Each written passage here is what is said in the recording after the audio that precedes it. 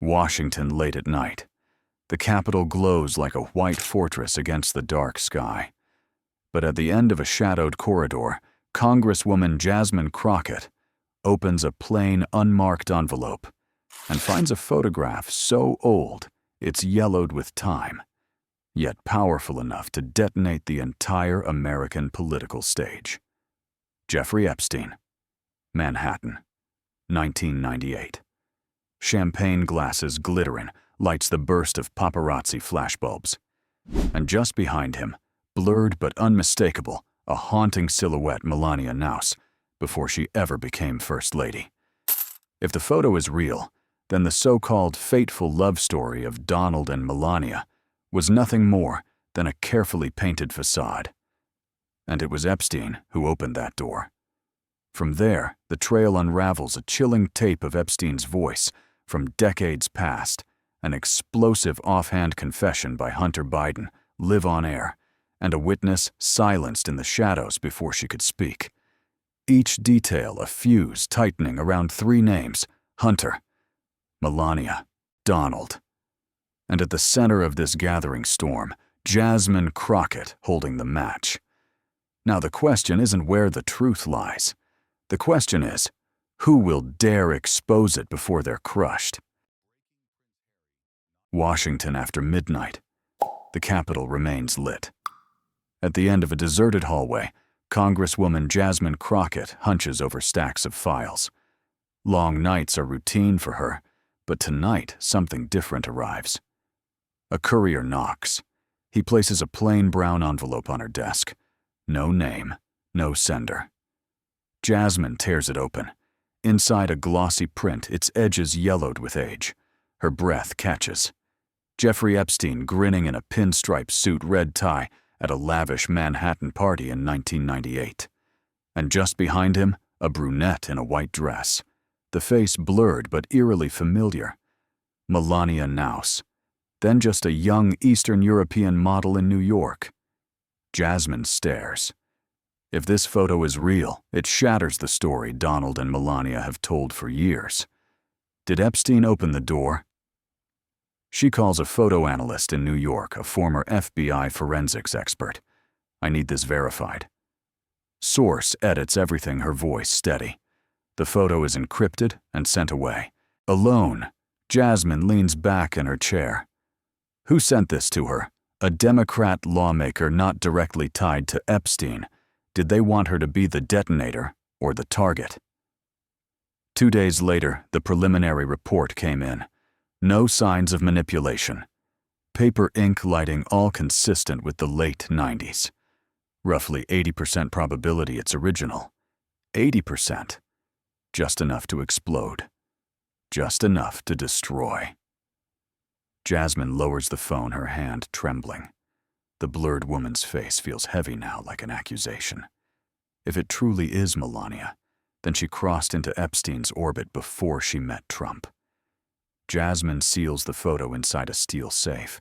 No longer just a faded print, it's a bomb with her finger on the trigger. That night, she couldn't sleep.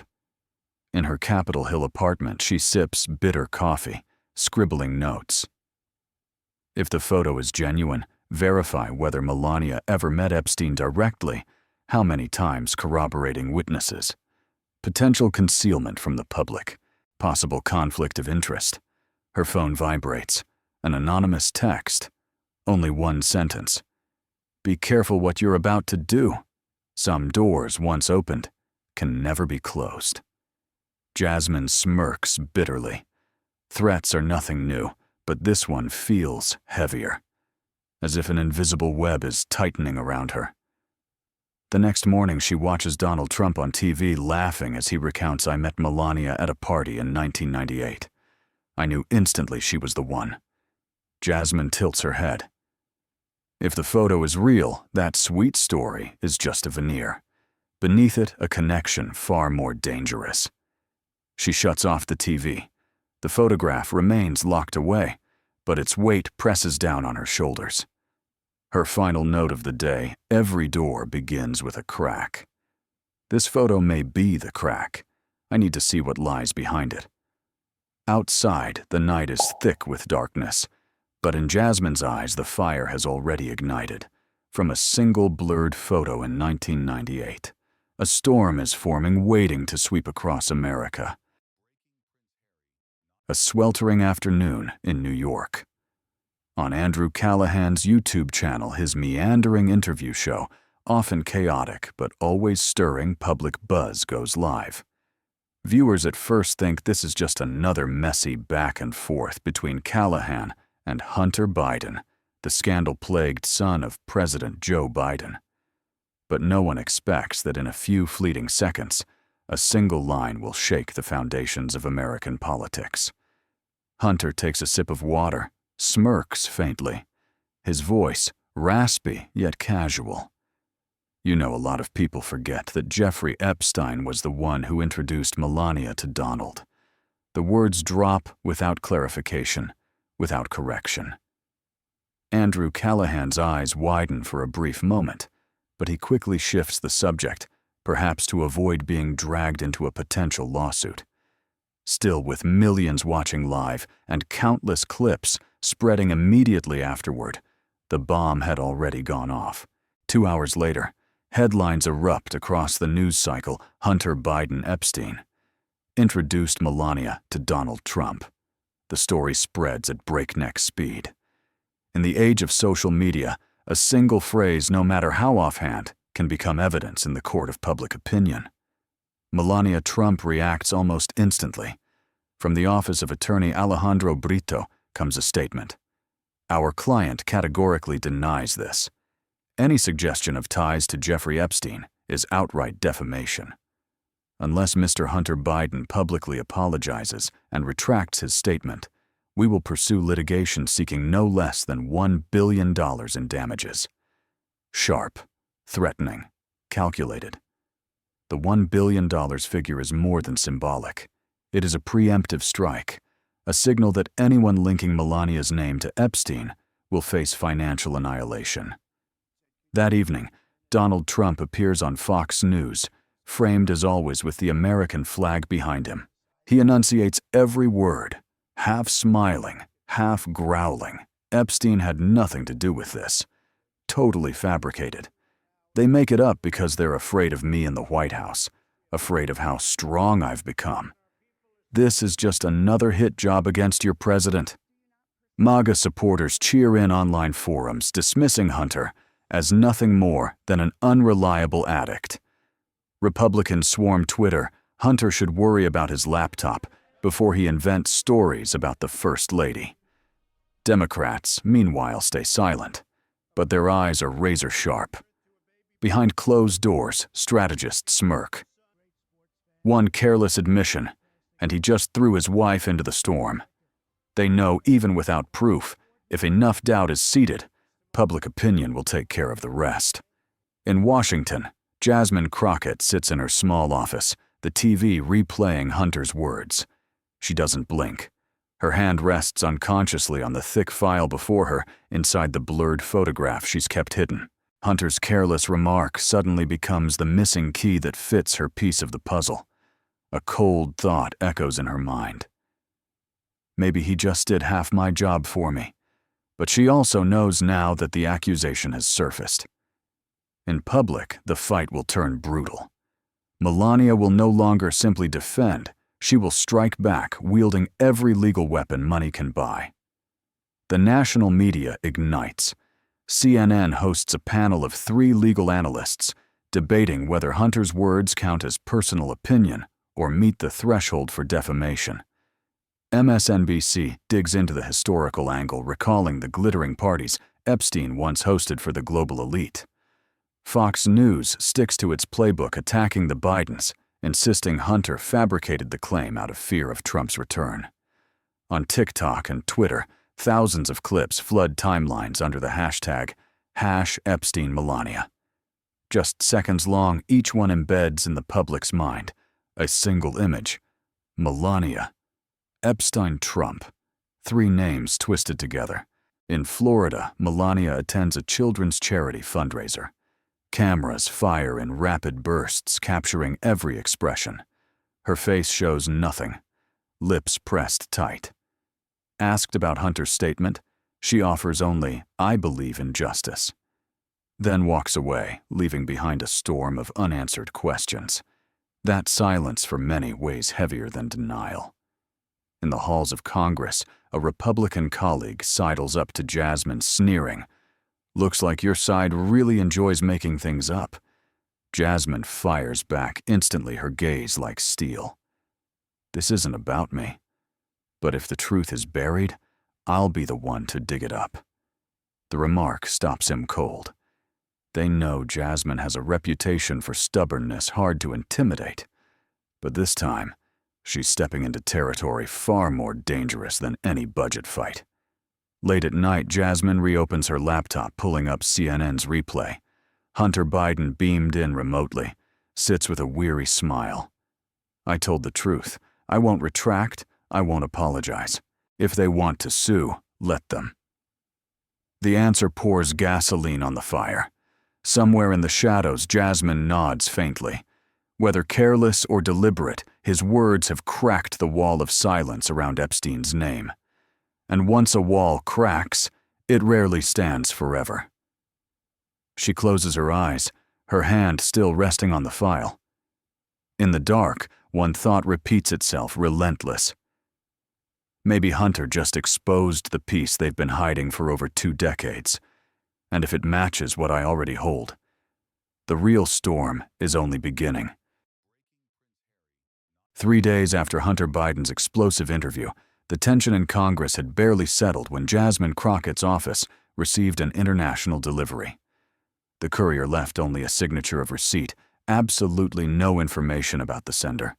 A small white box, plain seal. So modest in size, it was hard to believe it could contain anything important. But when Jasmine opened it, she found an old, scratched black USB drive, along with a hastily scribbled note. "Inside here is the truth they don't want you to know." The handwriting was slanted, frantic, as if written in fear. Jasmine and her aide exchanged a look. They didn't need words. Anything like this could be beta virus, a spy trap. But it could also be the clue someone had risked everything to send. "Under no circumstances plug it into the main server," Jasmine said firmly. In the secure room where the computers were permanently offline, Jasmine inserted the USB herself. A single folder appeared. No password, no hidden files. Inside, one audio file.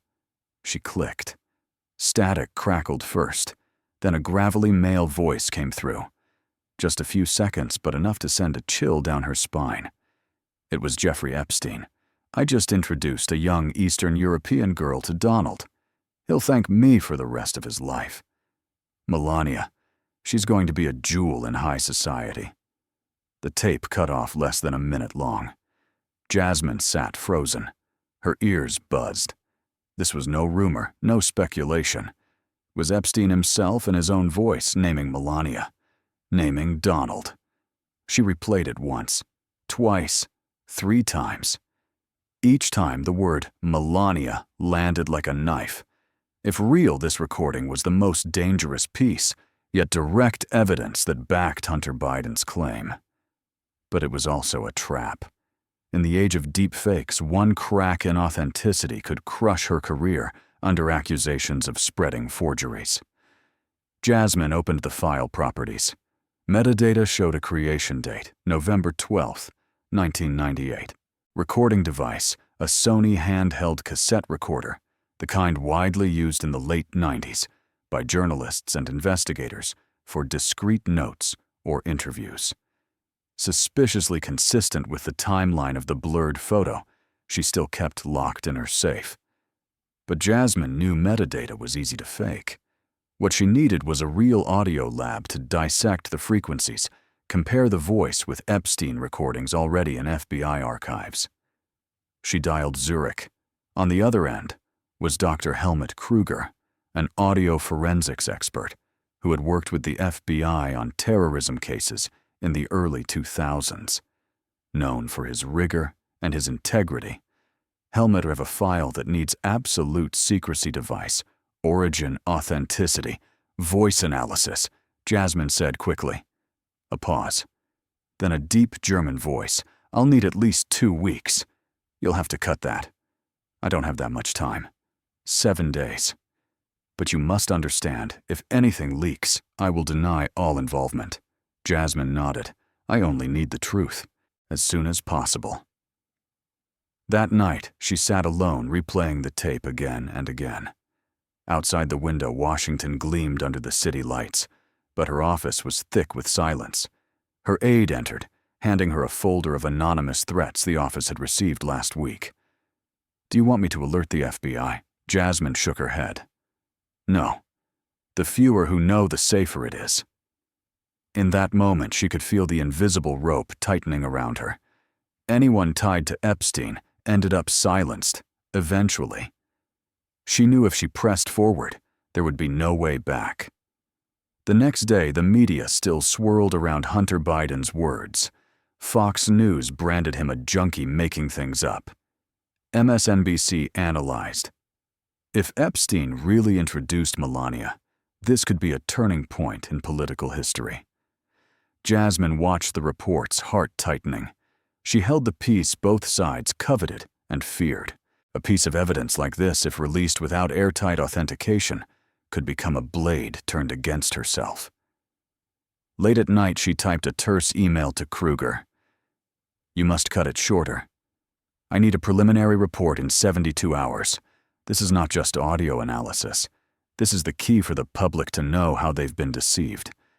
She hit send, then closed the laptop. The desk lamp cast its light across her weary but resolute face. Before her, the tiny USB lay still. Cheap. Harmless to anyone else. But to her, it was a live bomb. One that, when triggered, could take down Melania Donald and part of American politics itself. In the silence, Jasmine whispered, "Inside here is the truth they don't want me to know. And for that very reason, I can't turn away." Rumors travel faster than any official news. Monday morning, as Jasmine walked through the long corridors of the Capitol, aides were whispering about something called the Epstein USB. No one dared confirm its origin. No one produced evidence. But everyone seemed to know for certain that it contained explosive information. Just one vague leak, and the entire political hallway trembled. By noon, the office phones were ringing nonstop.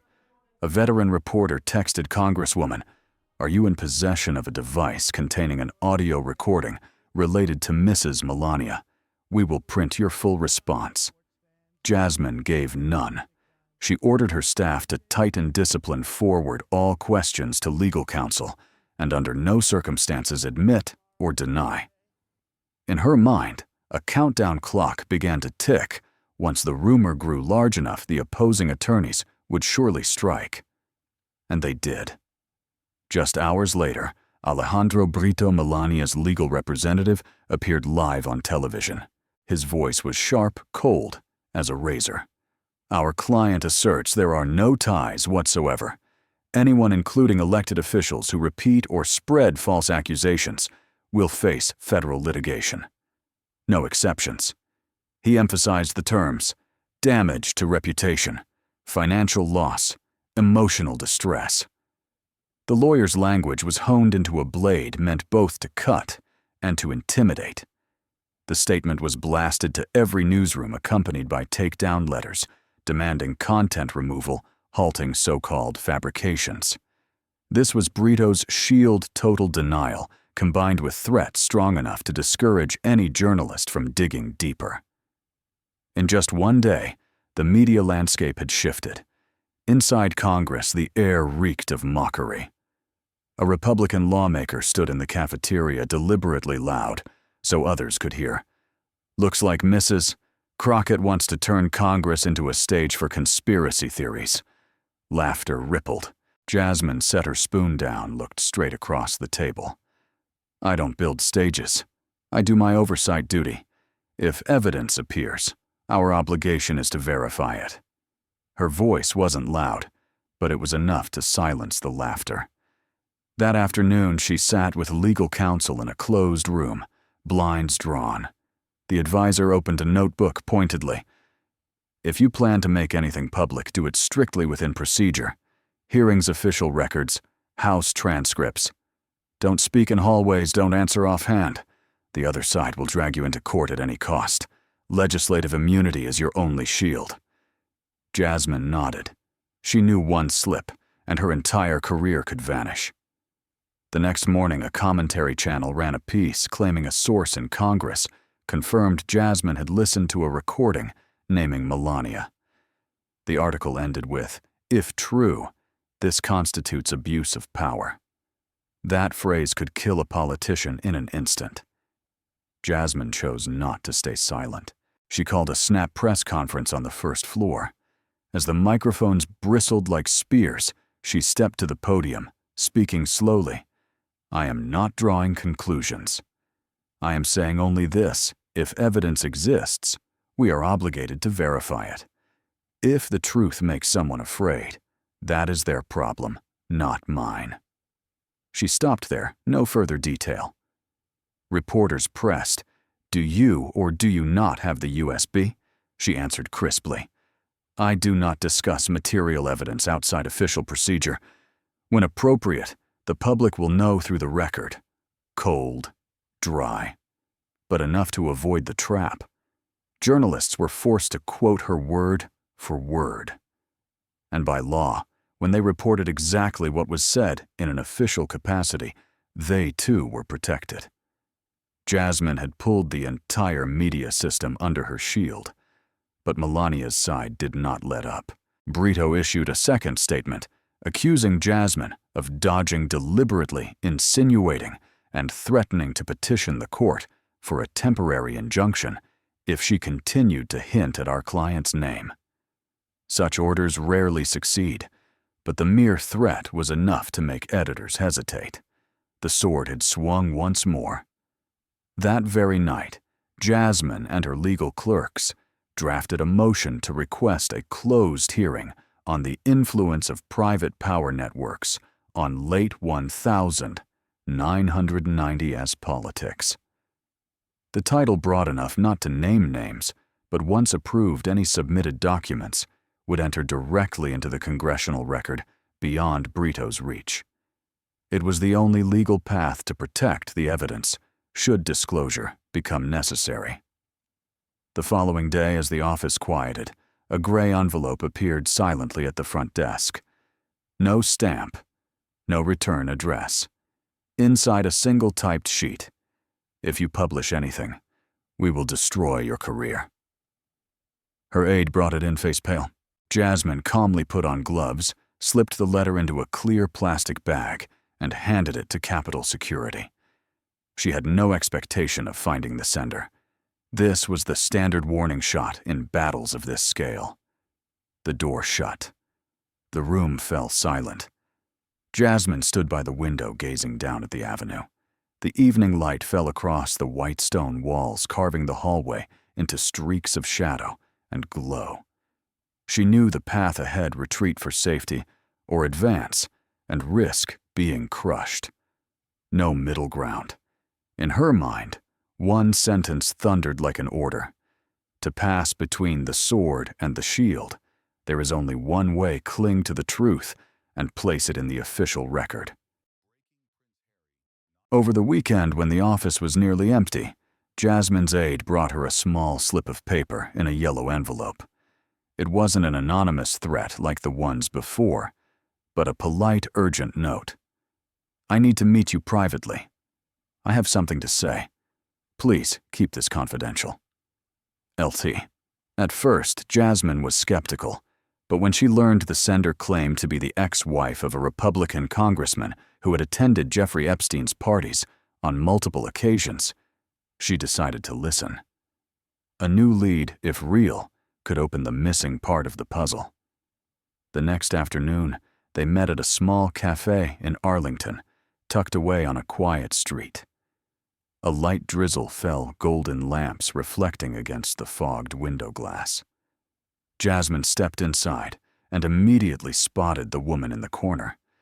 She was in her early 50s, her face etched with worry, hands clasped tightly, as though hesitating for hours. When Jasmine sat down, the woman lowered her voice, nearly whispering, "I was there." In 1998, I saw Melania with Epstein.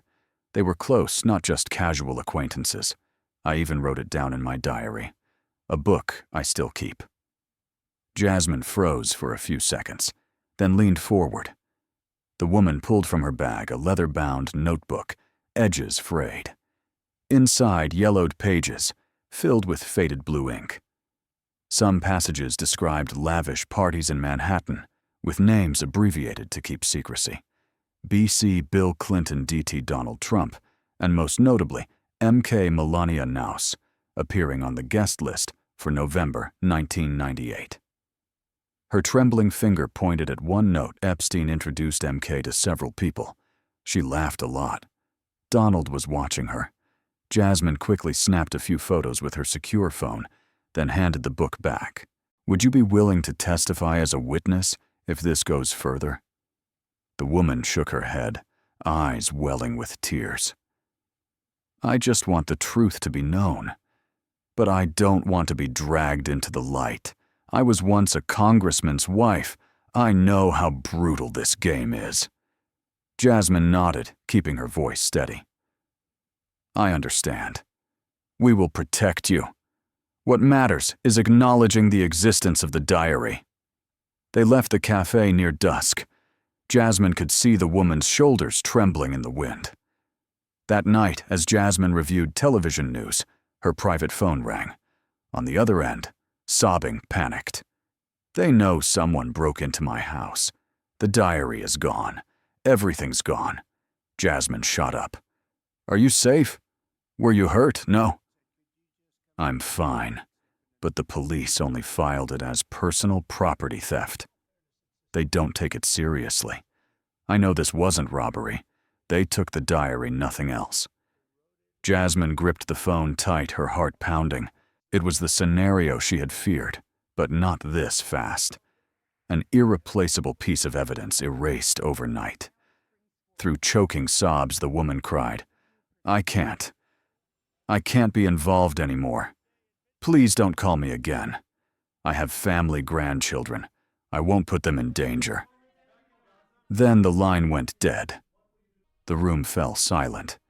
Jasmine sank into her chair, head in her hands. She knew this wasn't coincidence. Someone had tracked them, learned of the meeting of the diary's existence, and struck immediately. Her mind swirled with questions. How did they find out so quickly? Who leaked it? Was someone inside Congress watching her every step? She opened her phone, scrolling through the hurried photos. Thankfully, a few crucial pages were saved, but it wasn't enough to replace the original. In any court, photos would be dismissed as insufficient evidence, easily denounced as fabricated. A cold shiver ran down her spine.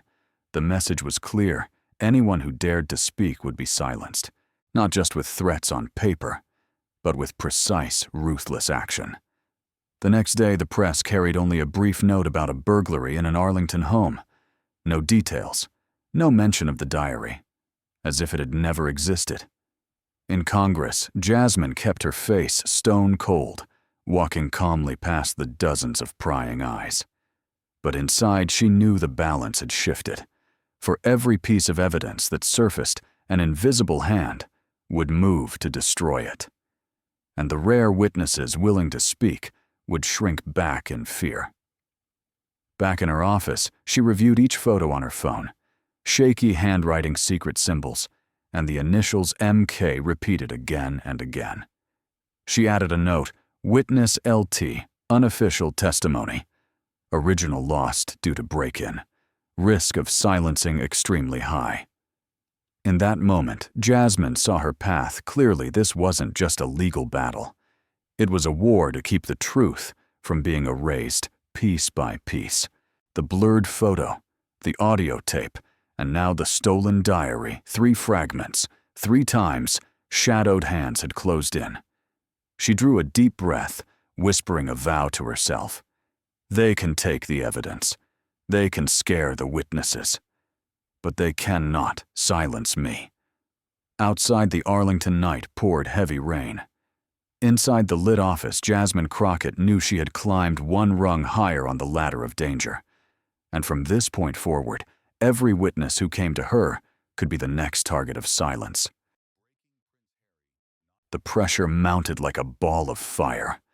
After days besieged by rumors, threats, and witnesses retreating in fear, Jasmine Crockett knew that if she remained silent, everything would slowly be buried.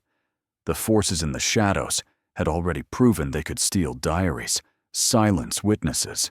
There was only one way to protect the truth, bring it into the light for the entire nation to see.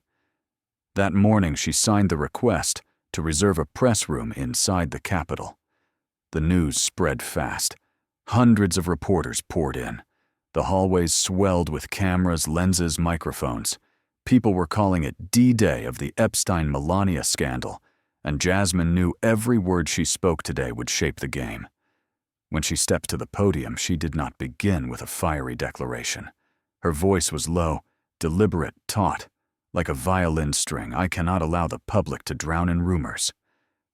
What I bring here are materials already preliminarily authenticated, and I want everyone to see them with their own eyes. Flashes erupted. The big screen behind her lit up. The original photo appeared unaltered. A lavish Manhattan party, 1998.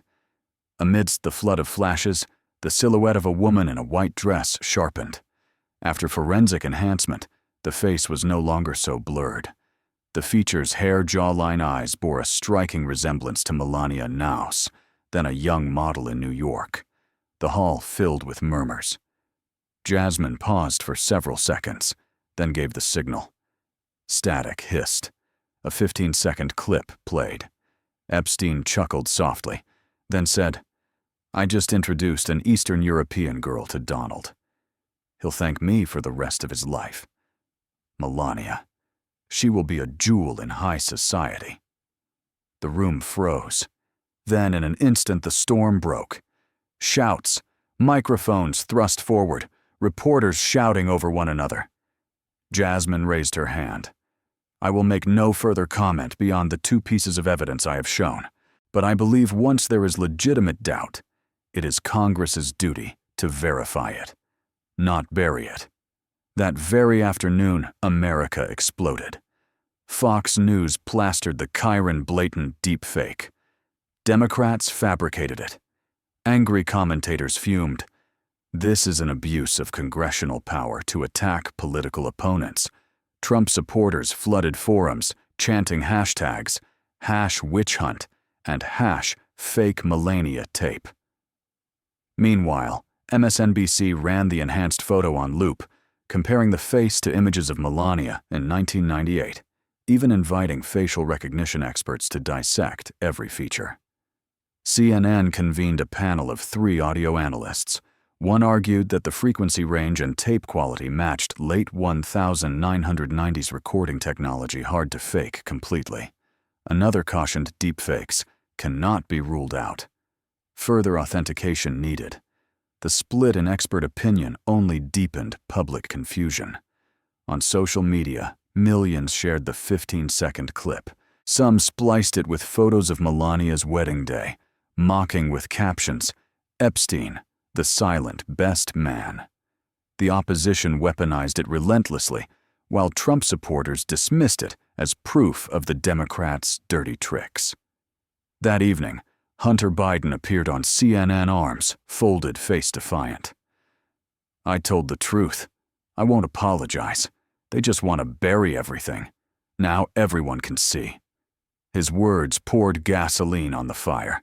In Florida, Alejandro Brito struck back instantly. He filed an emergency motion demanding the court block Jasmine from spreading further defamatory materials. On television, his tone cut sharp. "This is an exploitation of legislative immunity for political gain. We will not stand by." Jasmine fired back in a brief interview, clinging to her only shield. "I am a member of Congress. I have the right to present evidence within the framework of legislative activity. This is not a personal privilege. It is a constitutional duty."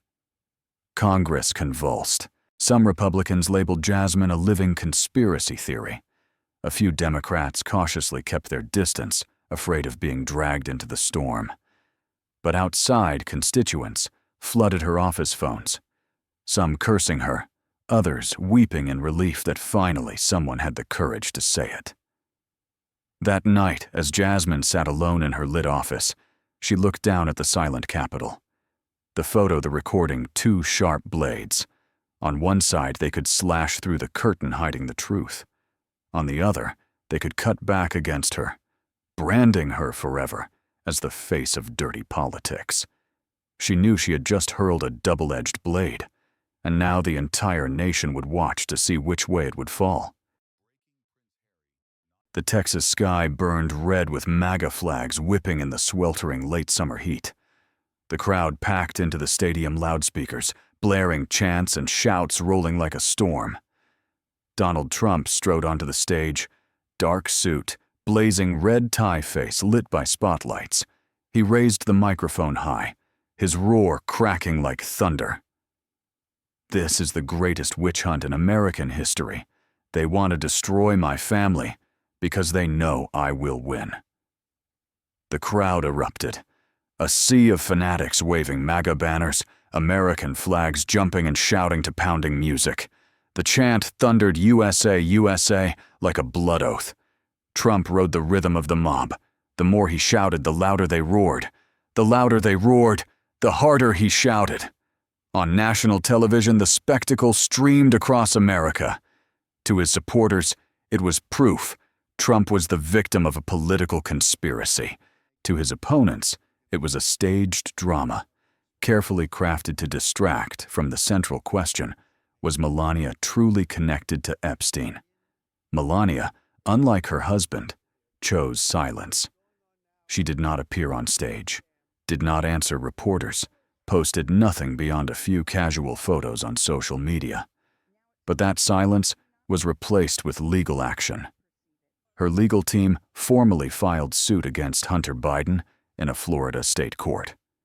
The complaint spelled it out: defamation, damage to reputation, financial harm, intentional infliction of emotional distress. The damages demanded soared into the hundreds of millions of dollars. Headlines blared: "Former First Lady sues sitting president's son." Commentators called it the biggest political defamation case in modern history. Instantly, the courtroom atmosphere seeped into primetime news. Networks rolled out graphics comparing it to famous defamation battles, from Hollywood to politics. Legal experts speculated whether Hunter would be forced onto the witness stand, whether Melania herself might testify. The whole country followed, as if watching a serialized drama, where law and theater fused until no one could tell where procedure ended and power play began. Jasmine Crockett in the small studio of a national news network sat upright before the camera. The host asked, "Do you think Melania Trump suing Hunter Biden is a move to bury all controversy?" Jasmine stared straight into the lens, voice steady, resolute. "If Mrs. Trump wants to take this to court, I am ready. That is where the truth will be revealed." The reply was short, but it pierced the center of the battle like an arrow. Behind the television makeup, Jasmine's eyes burned with steel. She knew once those words were broadcast nationwide, there was no turning back. The courtroom, biased or not, would be the only battlefield where evidence could survive. The media immediately branded the situation a triangle of tension. On one side, Donald Trump hammering Hunter, relentlessly using rallies to sharpen the image of his political enemy. On another, Melania suing Hunter, directly turning controversy into a massive legal dossier. In the middle stood Jasmine, the one who had released the evidence, now the focal point of both criticism and suspicion. On Evening Talk, shows one commentator quipped bitterly, "We're witnessing a three-way war, a man who wants to return to the White House, a woman fighting to protect her honor and legacy, and a young congresswoman bold enough to swing a blade at the wall of power." Every tweet, every article, Every legal analysis wove the three names tighter together: Trump, Melania, Jasmine. And Hunter, the man who had tossed out a single careless remark, now found himself at the very center of a lawsuit, and the excuse for Trump and Melania to close ranks in counterattack. Inside Congress, colleagues avoided Jasmine. Some advised her to let the courts handle it. Others sneered that she was the torchbearer of a witch hunt. But she knew this isolation was the price for touching the forbidden zone. She did not flinch, but she felt the weight pressing heavier on her shoulders. That night, alone in her Capitol Hill apartment, Jasmine replayed the news feeds. Trump screaming before a sea of red hats. Melania's cold face framed in legal filings. Her own words echoing back from national TV. "I am ready." She wondered, did anyone truly want the truth, or did everyone only want to win their power struggle? The window glass reflected her shadow, a small figure in a city bursting with power. But inside, her resolve had not wavered. If she had to stand in court, she would. If she had to face the cameras, she would. The power triangle was now set. Trump roaring on stage, Melania silent, but lethal in court, and Jasmine, the woman who dared throw evidence into the light, caught between the shears. This was no longer rumor or forensic debate. It had become an open confrontation, where every word, every gesture, could be a killing blow. And from that moment on, America understood the game had spun out of the control of whispers. It had transformed into a true power war, where law, media, and public opinion merged into a single battlefield. On a bleak Monday morning, the FBI issued a statement just 2 sentences long. No images, no press conference, only a ticker flashing across the news networks. "We will be reviewing certain documents related to Jeffrey Epstein." The public had just begun to buzz when that very afternoon, another notice appeared. The above records have been sealed for reasons of national security. In just hours, the fire of expectation was doused with cold water. The lingering question what national security could possibly tie to a man once convicted of human trafficking. That question went unanswered. Stacks of thick files vanished from public reach, leaving behind only a dust of suspicion. America split down the middle. One half believed Jasmine Crockett had courageously thrown light into darkness. For them, the FBI's sealing of records only proved that powerful forces sought to cover it up. The other half insisted she was merely a pawn in a partisan game, that the release of photos and tapes was nothing more than an attempt to attack the Trump family ahead of the election. On forums, the arguments raged endlessly. Who was telling the truth? Who was pulling the strings? And where did truth lie in this fog of smoke? Amid the turmoil, Melania's image suddenly surfaced in the press. A glittering gala in Florida chandeliers, ablaze gowns, shimmering like ocean waves. Melania emerged, her steps poised, a cold smile fixed on her lips. Cameras fired in rapid succession, but she answered no questions. All she left behind was absolute silence, a silence calculated transforming her into a symbol of calm in the storm. Meanwhile, Hunter Biden chose the opposite path. On television, he appeared in a wrinkled shirt, dark circles under his eyes, yet his voice unwavering, "I will not retract." Never. They can sue, they can threaten, but the truth cannot be erased. The line instantly became a headline across front pages, shared as a rallying cry of defiance, but also making him the prime target of Republican fury. Those days, Washington felt suffocating.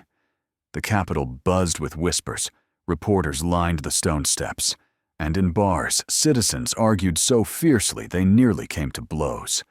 Truth itself had become a relative concept for each side. It took a different shape. Late at night, Jasmine walked out of the Capitol still glowing like a white fortress. In her hand were a copy of the 1998 photo and the audio analysis report she had kept sealed. She paused at the steps, looking up at the illuminated dome. The papers rustled in the wind, as if reminding her they were still there, not yet swallowed entirely. Inside her heart, the question gnawed: had she done enough, or had the partial release of evidence, without the power to protect witnesses, unwittingly turned truth into a weapon to be twisted at will? She understood the public did not always believe evidence. They believed what aligned with the convictions they already held. And between the truth and what the public believes stretched a battlefield drenched in blood money and power. Jasmine closed her eyes and whispered, "The truth is still there. But to reach it, I may have to pay with my career, perhaps more than that." Far off, the lights of the Capitol still glimmered. Yet within that glow, Jasmine saw an immense blank space, the space of things left unsaid, of sealed records of silenced witnesses. That blank space was not merely an absence of information, but the chilling presence of power, the power to define what is true and what is only illusion. The story closed without an answer. Where was the truth, and where was merely power defining truth? The question hung suspended over America's sky, leaving behind a blank space no one had yet found a way to fill.